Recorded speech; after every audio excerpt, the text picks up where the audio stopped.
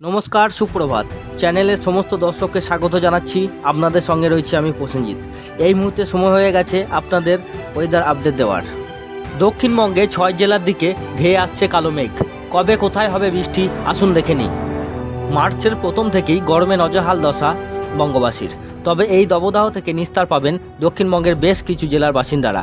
দোল কেটে গেলেই আগামী 10 তারিখ থেকে বৃষ্টি হতে পারে রাজ্যের 6টি জেলায়। এদিকে উত্তরবঙ্গের 2টি জেলাতেও আজ ও কাল বৃষ্টি হতে পারে। মার্চের 10 তারিখ থেকে পুরুলিয়া, ঝাড়গ্রাম, পশ্চিম মেদিনীপুর, পশ্চিম বর্ধমান, বাঁকুড়ার বেশ কিছু জায়গায় বজ্র বিদ্যুৎ সহ বৃষ্টির সম্ভাবনা রয়েছে।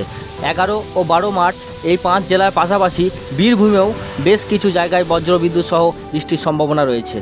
তবে পশ্চিমের জেলাগুলিতে বৃষ্টি হলেও গাঙ্গেয় দক্ষিণবঙ্গে আপাতত বৃষ্টির কোনো সম্ভাবনা নেই বলে জানিয়েছে হাওয়া অফিস। এদিকে উত্তরবঙ্গের ওপরে 2টি জেলা দার্জিলিং এবং কালিম্পংয়ে হালকা বৃষ্টির পূর্বাভাস রয়েছে। তবে উত্তরের সমতলে বাকি আর কোনো জেলায় বৃষ্টির কোনো সম্ভাবনা নেই। দক্ষিণবঙ্গের মতো উত্তরবঙ্গেও দিন এবং রাতের তাপমাত্রা বিশেষ পরিবর্তনের সম্ভাবনা নেই আগামী 5 দিন।